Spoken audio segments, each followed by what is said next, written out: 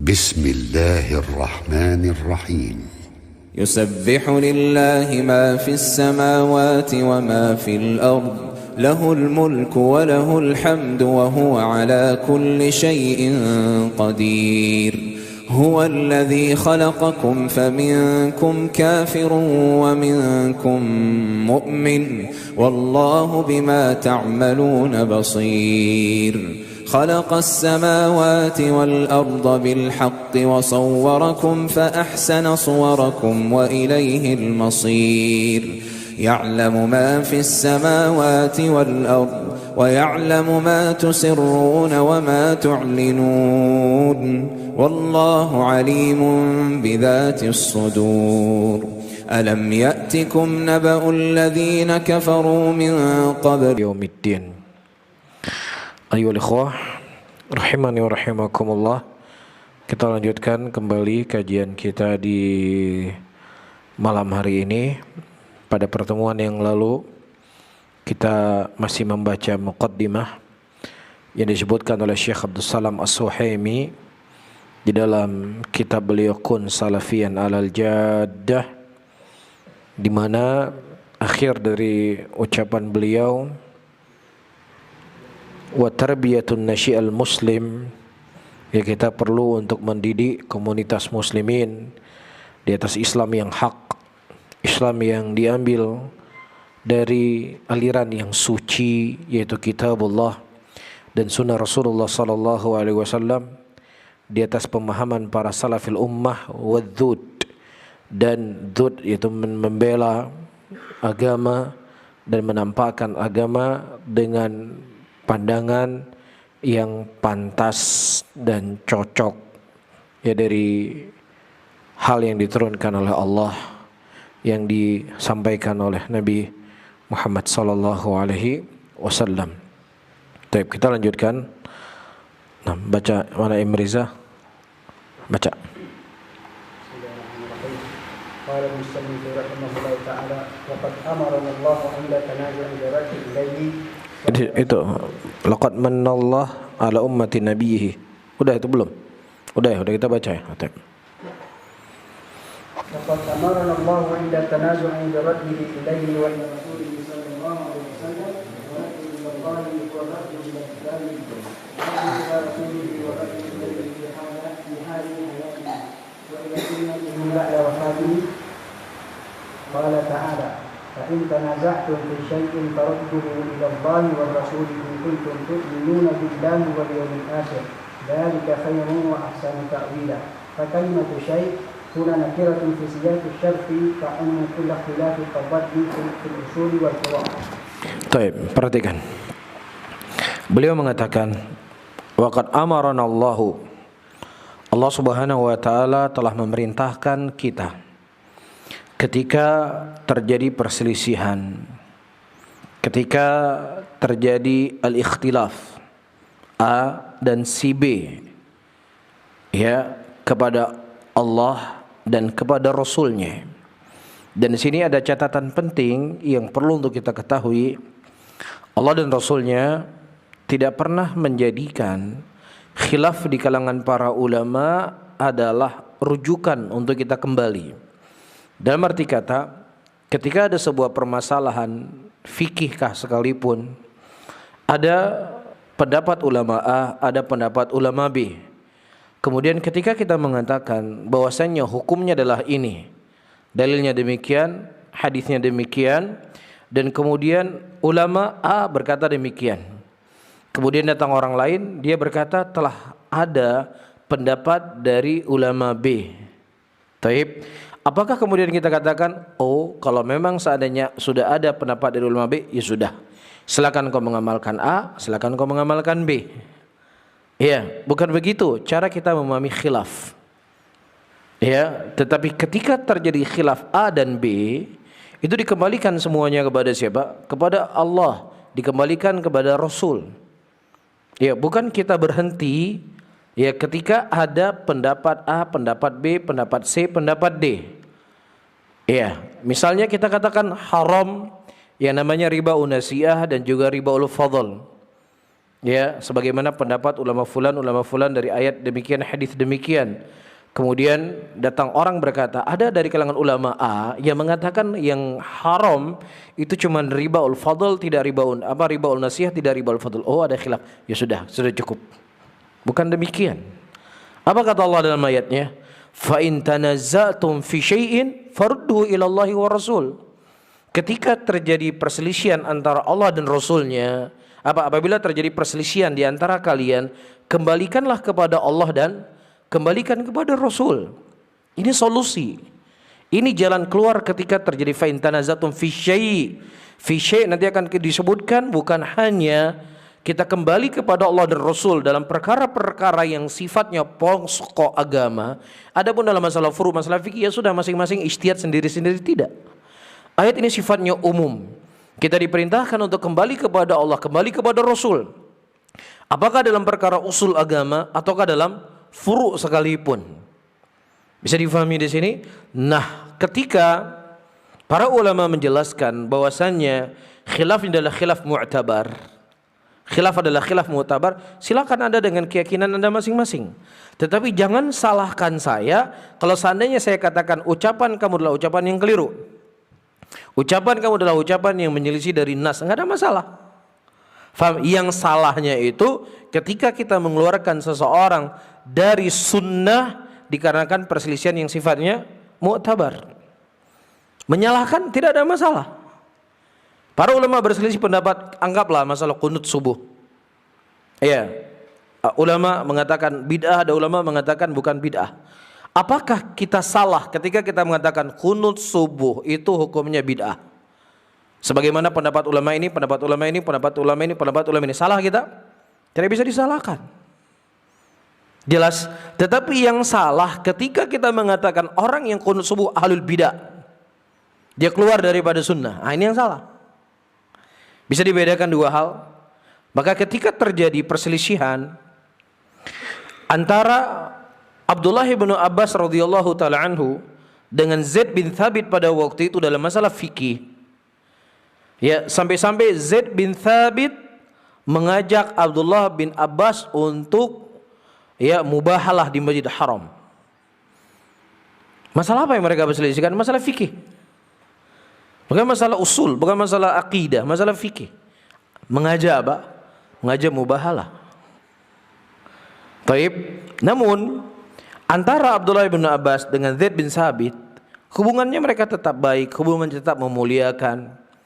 Ketika Abdullah bin Abbas radhiyallahu taala anhu pada waktu itu bertemu dengan Zaid bin Thabit dalam keadaan mereka berselisih, kemudian dicium tangannya oleh Zaid bin Thabit.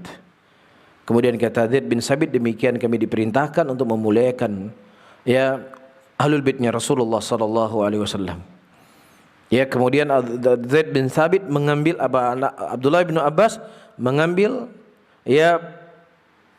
pengikat atau tali kekang kendaraannya Zaid bin Thabit, kemudian beliau bawa. Demikianlah kami memuliakan ulama kami.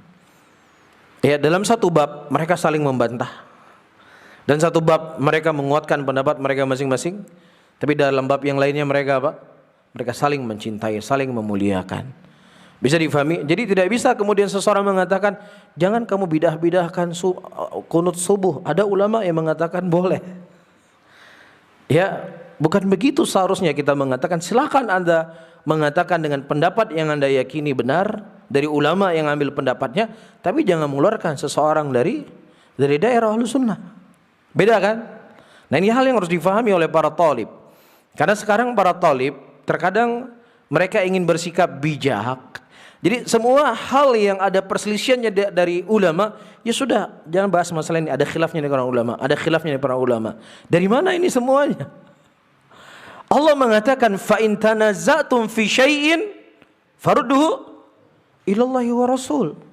Dikembalikan kepada Quran, dikembalikan kepada Rasul. Itu yang menjadi pegangan. Ketika Allah dan Rasulnya mengatakan A, maka kita tinggalkan semua pendapat siapapun dia. Kan demikian? Bisa difahami? Jadi Ahlus Sunnah mereka dalam masalah khilaf itu berada di tengah-tengah. Ada orang yang mereka melegalkan semua bentuk perselisihan, Walaupun perselisihan dalam masalah akidah, masalah usul, bahkan dalam perselisihan antara agama satu dengan agama yang lainnya. Jelas? Ada lagi orang yang terlalu kaku. Ketika perkaranya adalah perkara ijtihadiyah, khilafiyah, mu'tabar, di kalangan para ulama dia sikapi saudaranya menyelisih pendapat yang dia ambil seakan-akan dia seorang ahlul bidah yang tidak ada kemuliaan pada dirinya. Ya, tetapi ahlus sunnah mereka berada di tengah-tengah. Yang hak tetap hak, yang batil tetap batil. Tapi ketika perselisihan tersebut adalah perselisihan yang sifatnya mu'tabar, beda pandangan para ulama, ya kita tetap memuliakan saudara kita tersebut sebagai orang yang beriman kepada Allah dan Rasulnya. Tapi menguatkan pendapat silakan. Menguatkan pendapat silakan. Bisa difahami enggak? Jelas ayyuhal ikhwah rahimani wa rahimakumullah. Karena ketika terbuka pintu ini salah dalam seorang memahami, apapun bacaan yang dia baca, oh ini boleh kok ada pendapat ulama, oh ini boleh kok ada pendapat, oh ini boleh kok ada pendapat ulama. Apapun yang sebenarnya ingin kita cari, ada pendapat ulama di sana. Cuman masalahnya Allah menurunkan kepada kita apa? Al-Quran dan Sunnah. Lah kalau dikatakan memangnya ente aja pakai dalil, ulama nggak pakai dalil. Ulama mereka mencintai dalil melebihi cinta kita kepada dalil tersebut. Ulama lebih mencintai dalil daripada kita. Tapi masalahnya Rasulullah mengatakan dalam hadisnya, apabila seorang hakim berijtihad dia bisa salah bisa benar. Itu kata Rasulullah, itu masalahnya. Loh, ente siapa menyalah-nyalahkan ulama mujtahid? Bukan saya. Tapi saya mengambil pendapat ulama mujtahid A yang dia mengatakan demikian, dalilnya demikian. Ini yang jadi masalah. Nggak ada Rasulullah mengatakan ulama itu maksum, nggak ada. Ulama ketika berijtihad dia bisa benar bisa salah. Kecuali datang kita seorang thalib kecil yang baru belajar, Imam Syafi'i salah dalam masalah ini. Siapa pendapat yang ente ambil pendapat Imam Syafi'i salah? Nggak ada, itu ijtihad saya sendiri. Dia laki-laki, saya juga laki-laki. Imam Syafi'i makan nasi, saya juga makan nasi. Apa salahnya? Faham? Ini kita mohon maaf. Ente siapa? Nggak kita terima pendapat ente. Itu gunung, imam besar. Lah ente siapa? Tapi kan seseorang berada di atas dalil. Iya, masalahnya siapa dari antara ulama yang memahami dalil seperti ente yang pahami dalil, dalam keadaan mereka itu sudah menghabiskan umur mereka dengan dalil. Kok tiba-tiba datang ente nyeleneh bahwa dalil itu mereka nggak paham dengan dalil? Baru orang disalahkan. Paham enggak? Dia menyalahkan Imam Syafi'i, menyalahkan Imam Ahmad, menyalahkan Imam Malik. Dalam keadaan tidak ada satupun ulama yang menyalahkan seperti dia yang menyalahkan. Itu namanya nyeleneh. Mafhum di sini ya ikhwah? Baik. Kemudian kata beliau, warad ilallah, waraddu ilallah, mengembalikan kepada Allah, yaitu mengembalikan kepada kitabnya. Mengembalikan kepada Rasul, yaitu mengembalikan fi hali hayatihi, padahal hidupnya Nabi SAW, wa ila sunnatihi ba'da wafatihi, dan mengembalikan itu kepada sunnahnya beliau setelah beliau wafat. Faham di sini? Allah mengatakan dalam ayatnya, fa in tanazza'tum fi syai'in, apabila terjadi perselisihan di antara kalian, maka kembalikanlah kepada Allah dan Rasulnya. In kuntum tu'minu billahi wal yawmil akhir. Kalau seandainya kalian beriman kepada Allah dan beriman kepada hari akhir, dzalika khair, dan itulah lebih baik, ya wa ahsanu ta'wila, dan sebaik-baik penafsirannya. Ya. Dan juga Allah dan kemudian kata Syekh, fa kalimatus syai', syai' di mana itu? Fa in tanazatum fi syai', ya fa kalimat syai' huna dalam kalimat ayat ini adalah nakirah dalam siyaqus syarat. Mana syaratnya di sini? Fa'in. In adalah in syartiyah. Ketika kalimat nakirah syai' didahului oleh nafi ataukah an-nahyi atau didahului oleh asyart, yaitu in di sini, maka dia ta'um, dia mencakup seluruh ikhtilaf. Ya, seluruh ikhtilaf. Taib. Loncat ini kitabnya. Taib. Seluruh ikhtilaf ya tadad fil usul wal furu'. Apakah itu dalam usul ataukah di dalam furu'? Bisa difahami? Jelas ya ikhwah? Taib. Makanya para sahabat Nabi SAW ketika terjadi perselisihan di antara mereka yang sifatnya adalah bacaan Al-Quran. Umar bin Khattab radhiyallahu ta'ala anhu pernah sekali beliau sholat di belakang seorang sahabat, saya lupa nama sahabatnya. Nah ternyata sahabat ini membaca Al-Quran yang bacaannya itu beda dengan apa yang dihafal oleh Umar bin Khattab radhiyallahu ta'ala anhu. Dan imam ini ahli dalam Al-Quran, ahli dalam Al-Quran. Kemudian sampai-sampai Umar bin Khattab ingin menarik dia supaya dia menghentikan imamnya karena dia salah dalam membaca Al-Quran. Kemudian kata Umar bin Khattab, apa ayat yang kamu baca? Dia mengatakan, aku mendengar ayat ini dari Nabi kita SAW, bacaannya demikian.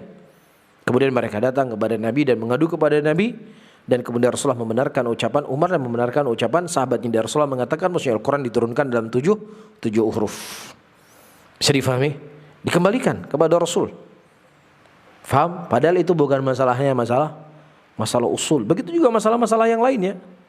Para sahabat semua kembalikan kepada Rasulullah sallallahu alaihi wasallam. Mafhum ayyuhal ikhwah? Baik, lanjut. يقول ابن القيم ولو لم يكن في كتاب الله وسنة رسوله بيان حكم ما تنازعوا فيه ولم يكن كافيا ولم يأمر برده إليه إذ من الممكن أن يأمر الله تعالى برده إلا النزاع إلى من لا يوجد عنده فصل النزاع. فقال تعالى إن الذين فرقوا دينهم وكانوا شيعا لست منهم في شيء.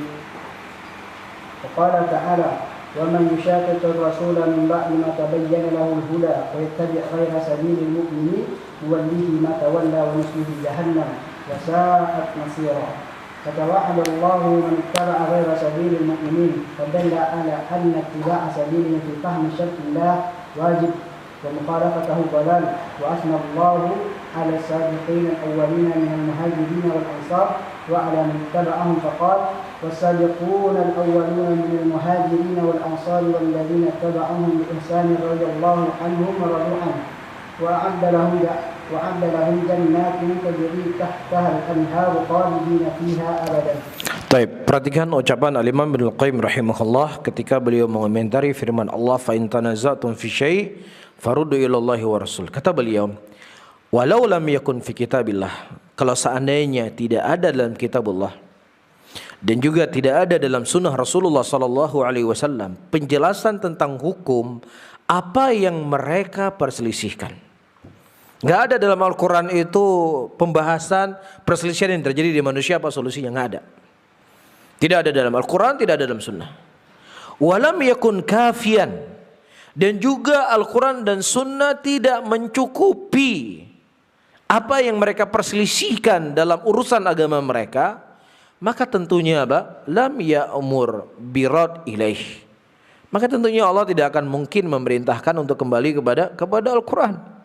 Nah, ketika di dalam Al-Quran dan sunnah ada solusi yang mereka perselisihkan, makanya Allah memerintahkan kita untuk kembali kepada Alkitab, kembali kepada Rasul. Karena sudah cukup di situ apa yang kamu butuhkan dari yang kamu perselisihkan. Bisa difahami? Minal mumtani, yaitu sesuatu yang mustahil, sesuatu yang tidak mungkin.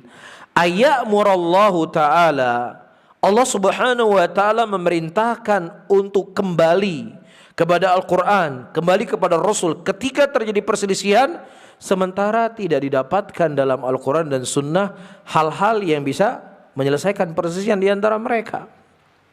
Faham gak?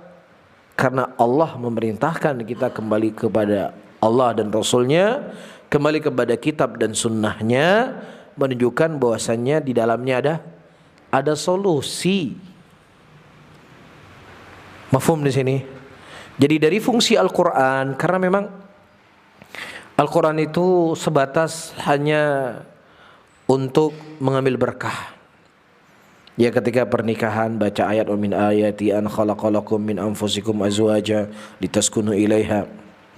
Ya, atau ketika selesai salat Al-Fatihah, atau ketika ada momen memperingati Isra dan Mi'raj, baca ayat tentang Isra dan Mi'raj. Ketika memperingati nuzul Quran, baca ayat tentang nuzul Quran. Ya, kemudian ketika ada momen-momen A, momen B, itu yang dibaca. Mafhum? Ya, atau bentuk menulis ayat Quran di masjid, menulis ayat Quran sebagai kaligrafi yang ditempel di rumah. Ya, hanya sebatas ini. Terkadang muslimin memuliakan Al-Quran, tapi sebenarnya Al-Quran diturunkan oleh Allah Subhanahu wa ta'ala adalah untuk menyelesaikan segala aspek kehidupan manusia. Tibyanan likulli syai'in wa huda wa rahmatan wa busyra lil muslimin. Al-Quran adalah penjelas segala sesuatunya, dia petunjuk, dia rahmat, dia sebagai pemberi khabar kepada muslimin. Dan di antara fungsi Al-Quran ketika terjadi perselisihan, ya, maka inilah tempat untuk kita kembali. Bisa difahami? Bukan ketika terjadi perselisihan antara A dan B, kemudian si A mengatakan ini ada khilafnya di kalangan para ulama, ya sudah kita diam. Apakah kita sudah mempraktekkan ayat tersebut? Kita belum mempraktekkan ayat tersebut. Bisa difahami? Karena khilaf itu bukan hakim dalam sebuah permasalahan yang diperselisihkan. Itu harus difahami. Saya ulangi kembali, al-khilaf di kalangan para ulama itu bukan hakim dalam permasalahan yang diperselisihkan. Catatan penting yang untuk pahami. Tetapi hakim di dalam perselisihan di kalangan manusia adalah apa? Qala Allah wa qala Rasul. Jelas. Bisa difahami? Namun ketika di sana ada pendapat ulama yang mu'tabar dan mereka berpendapat dengan pendapat yang diambil dari Al-Quran dan Sunnah yang mereka fahami, setidaknya ya muamalah kita dengan orang yang berselisih dengan kita, hal yang saya sebutkan tadi. Itu saja. Faham, bukan kemudian itu menjadi hakim. Oh, ini ada khilaf masalah ini, nggak usah dibahas lagi. Oh ya, ada khilaf, ini jangan terlalu kaku ya. Kamu jangan terlalu fanatik sama agama kamu ya. Jangan terlalu fanatik dengan pendapatmu ya. Sudah jelas ini ada pendapat ulama yang mengatakan boleh. Ente tetap juga mengatakan haram. Ini bukan fanatik namanya. Ya, tetapi ini adalah mempraktekkan firman Allah, fa in tanazzatum fi syai'in farudduhu ilallah war rasul. Jelas. Namun yang akan salah seperti saya sebutkan tadi, ya saya kembali kepada Quran, saya kembali kepada Sunnah. Syafi'i, Ahmad, Malik salah semua pendapatnya dan dia menyelisih dari Quran dan Sunnah. Faham? Itu bukannya mereka menyelisih Quran dan Sunnah, entenya yang salah memahami Quran dan Sunnah.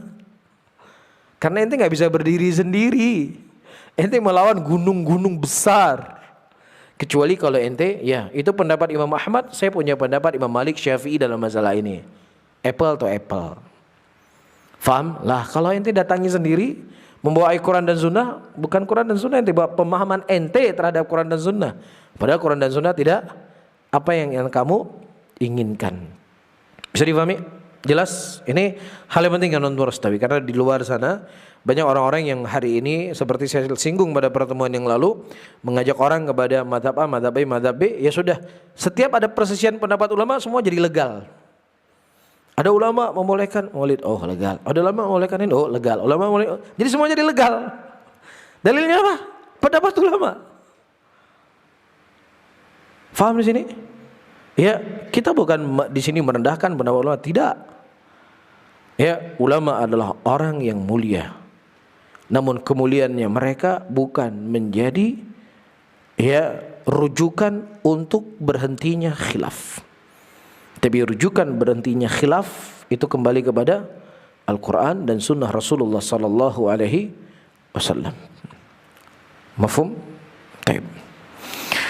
Kemudian kata beliau di sini, ayyuhal ikhwah, Allah mengatakan dalam ayatnya, innal ladzina faraqu dinahum, dan orang-orang yang mereka memecah belah di dalam agama mereka dan mereka wa kanu syi'an, berkelompok-kelompok, lasta minhum fi syai', dan engkau bukan dari kalangan mereka sedikit pun.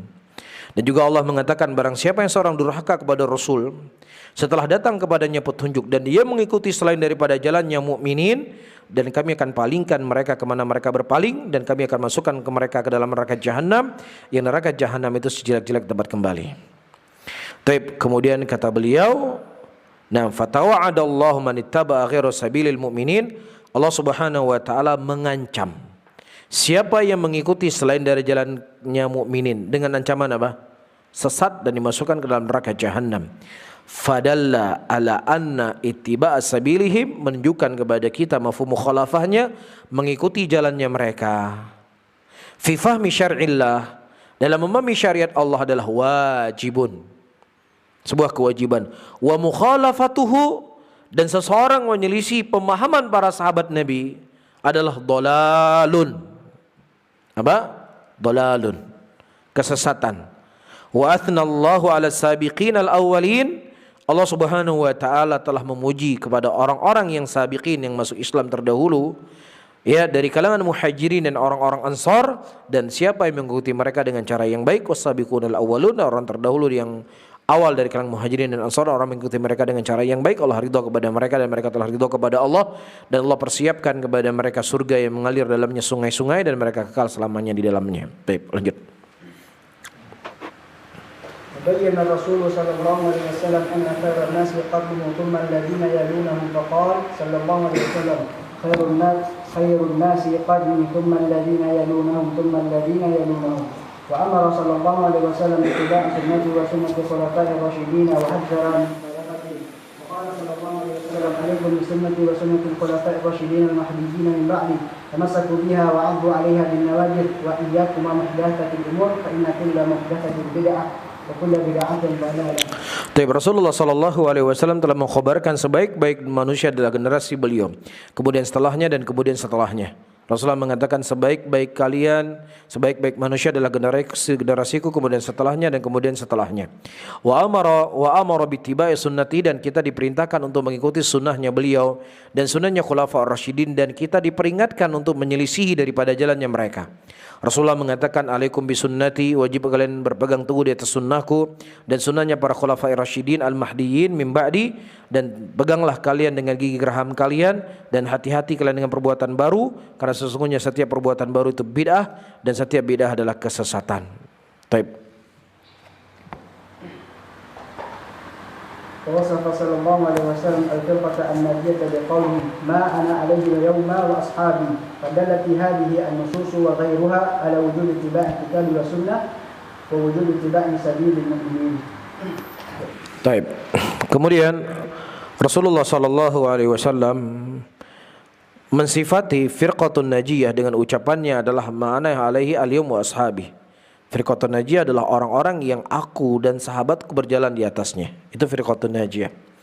Fadalah hadis nusus, dan menunjukkan nusus ini dan selain darinya wajibnya kita berpegang di atas kitab dan sunnah, dan wajibnya kita berpegang mengikuti daripada jalannya kaum mukminin. Siapa itu? Sahabat Rasulullah. Baik.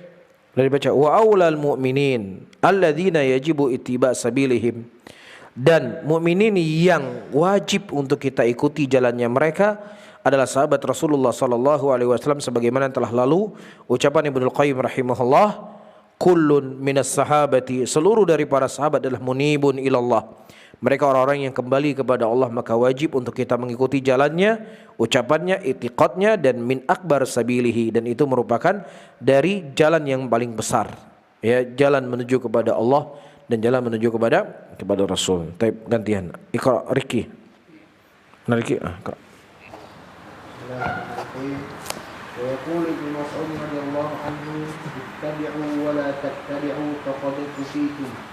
ويقول الإمام أحمد رحمه الله أصول السنة عندنا التمسك بما كان عليه أصحاب رسول الله صلى الله عليه وسلم والاقتداء بهم وترك البدع.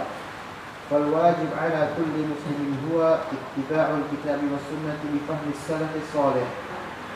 ورغبة مني في المشاركة في الدروس التي تلقى في كلية الشريعة بالجامعة الإسلامية بالمدينة النبوية بقسم النشاط، فقد ألقيت والحمد لله عدة دروس تتعلق بالمنهج الصحيح منهج السلف الصالح، لأن السلفية تعني اتباع دين الإسلام على ما كان عليه أصحاب رسول الله صلى الله عليه وسلم ومن تبعهم على منهجهم.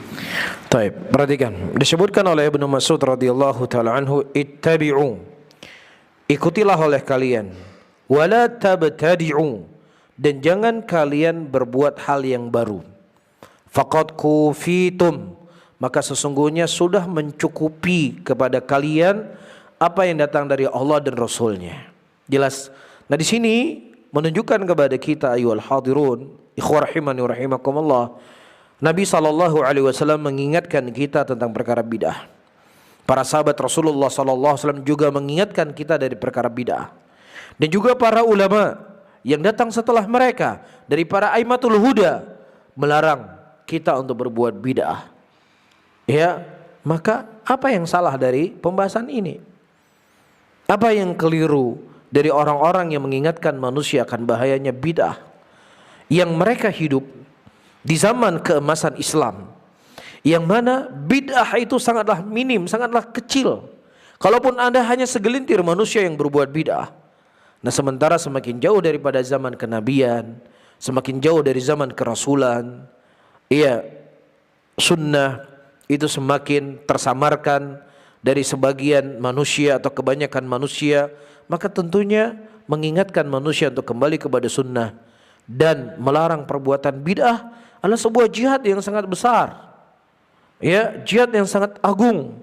Yang seseorang harus bersabar karena memang dia menghadapi manusia-manusia yang mana mereka melegalkan, jangankan melegalkan bid'ah yang sifatnya adalah bid'ah al-mufassiqah, tapi juga terkadang sudah melegalkan yang bid'ah yang sifatnya apa? Al-mukaffirah.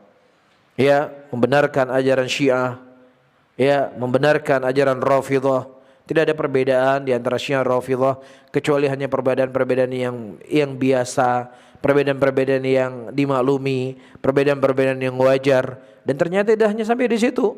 Ya, sebagaimana sering kita sampaikan, ya tidak ada beda agama Islam dengan agama Kristen, nggak ada beda antara Islam dengan Yahudi. Semua juga mengajarkan kebaikan, semua juga mengajarkan akhlak yang mulia. Bagaimana seseorang hidup, jangan sampai dia menyusahkan orang lain, itu yang paling penting. Jelas ini adalah seruan-seruan kesesatan, seruan-seruan kekufuran yang itu dimulai dari hal yang kecil tadi. Jelas ya ikhwah, karena tidaklah sebuah penyimpangan kecuali dia akan membuka pintu-pintu penyimpangan yang lainnya. Makanya Abdullah bin Mas'ud dari kasih sayangnya beliau kepada kita, dan beliau adalah murid Rasulullah yang tahu persis akan bahayanya kebidahan, bahayanya penyimpangan. Beliau ingatkan, ittabi'u, ikutilah oleh kalian apa yang datang dari Allah dan Rasulnya. Wala tabtadi'u, dan jangan kalian berbuat hal-hal yang baru dalam agama ini. Kenapa? Waqad faqad kufitum, karena apa yang datang dari Allah dan Rasulnya telah mencukupi kalian. Apa yang kalian butuhkan, apa yang kalian inginkan, apa yang ingin kalian praktekkan, semuanya sudah ada. Ya, jadi jangan membuat repot diri sendiri. Mana yang lebih mudah? Kita lebih mudah mengikuti, kita lebih mudah berbuat hal yang nggak pernah ada. Mana yang lebih mudah sebenarnya? Kan lebih mudah ngikutin saja kan? Betul nggak? Ya, contoh logikanya begini. Sekarang di zaman sekarang itu sudah ada yang namanya map lah misalnya ya. Ini jalan, kita mau ke sebuah tempat yang kita memang buta dengan jalan itu. Ya, mapnya ini sudah akurat, kan begitu, belok kiri, belok kanan, lain sebagainya. Mana lebih mudah? Kita pokoknya itu jalannya lurus saja. Pas lihat jalan ini belok ke kanan, kemudian tidak lorong kiri, belok ke kiri sedikit, kemudian lurus terus. Mana lebih mudah? Kita ngikutin saja apa yang sudah ada di map, atau kita coba renungi ke sana. Mana lebih mudah? Hah?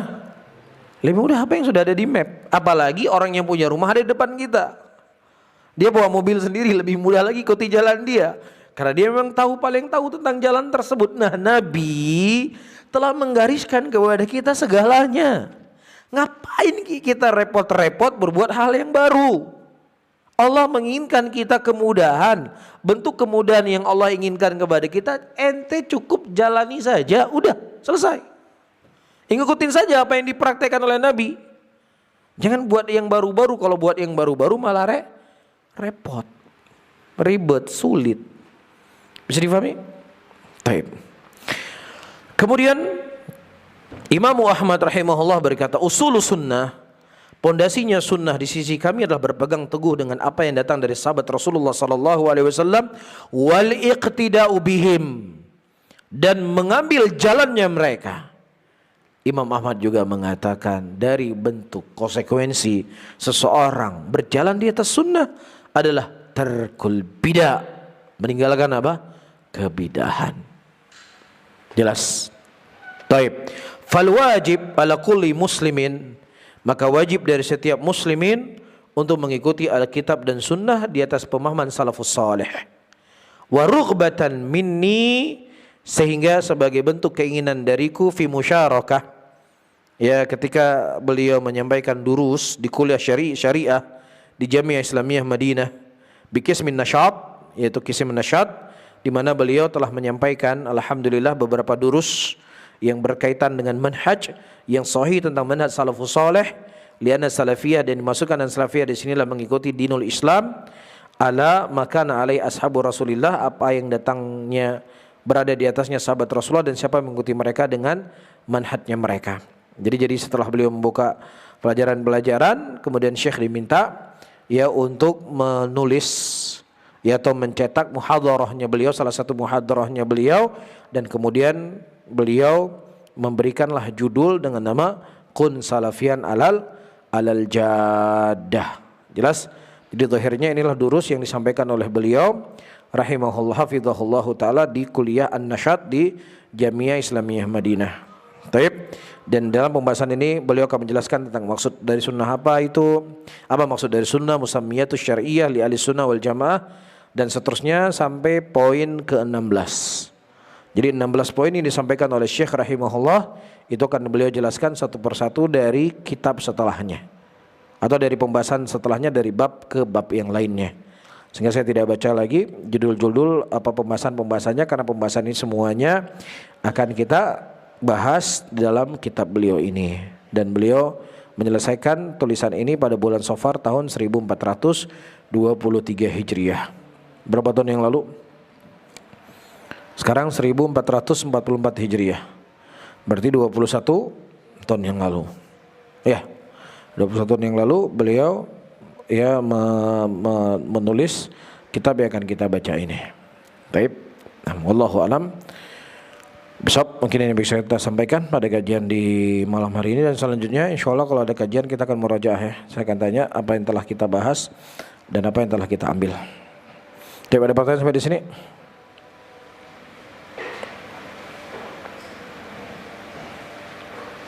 Ada pertanyaan? Tidak ada. Kalau tidak ada saya tutup. Subhanallah bihamdika asyhadu an la ilaha illa anta astaghfiruka wa atubu ilaik.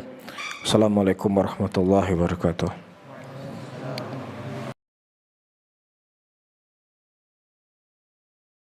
ولقد السماء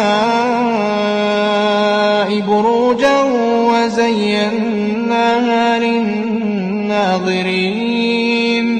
وحفظناها من كل شيطان رجيم إلا من استرق السمع فاتبعه شهاب مبين.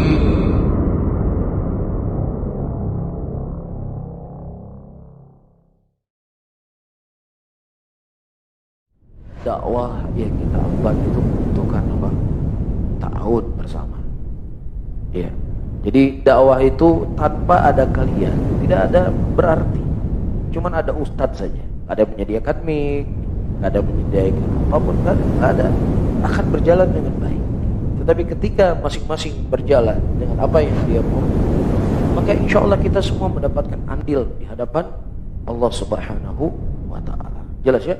Jadi yang berdakwah, antum misalnya nggak menyampaikan ilmu di majelis seperti ustadz-ustadz yang menyampaikan, tapi ketika antum berta'awud, bekerja sama, ya, walaupun pekerjaannya cuma hal-hal yang mudah, insya Allah apa? Mendapatkan keutamaan yang sama. Alhamdulillah kita di Aceh sudah punya media-media dalam berdakwah. Ya, dan alhamdulillah banyak sekali manfaat yang didapatkan oleh muslimin dari media-media tersebut. Butuh ta'awun dari kita bersama. Akan bagaimana media-media yang sudah ada ini semakin baik dan semakin bisa dirasakan manfaatnya oleh saudara-saudara kita muslimin. Jadi siapa yang ikut membantu dan lain sebagainya dari media-media tersebut, insya Allah dia akan mendapatkan kebaikan yang sama seperti para pendakwah. InsyaAllah ta'ala ini akan menjadi pahala jariah untuk kita apabila setiap kajian yang di-live-kan melalui media Sunnah Aceh ini didengar oleh manusia dan menjadi sebab orang lain mendapatkan hidayah karenanya, maka pahala jariah tersebut akan tetap mengalir kepada siapa saja yang telah menjadi sebab tersebarnya ilmu agama melalui media ini, walaupun di antara kita telah meninggal dunia.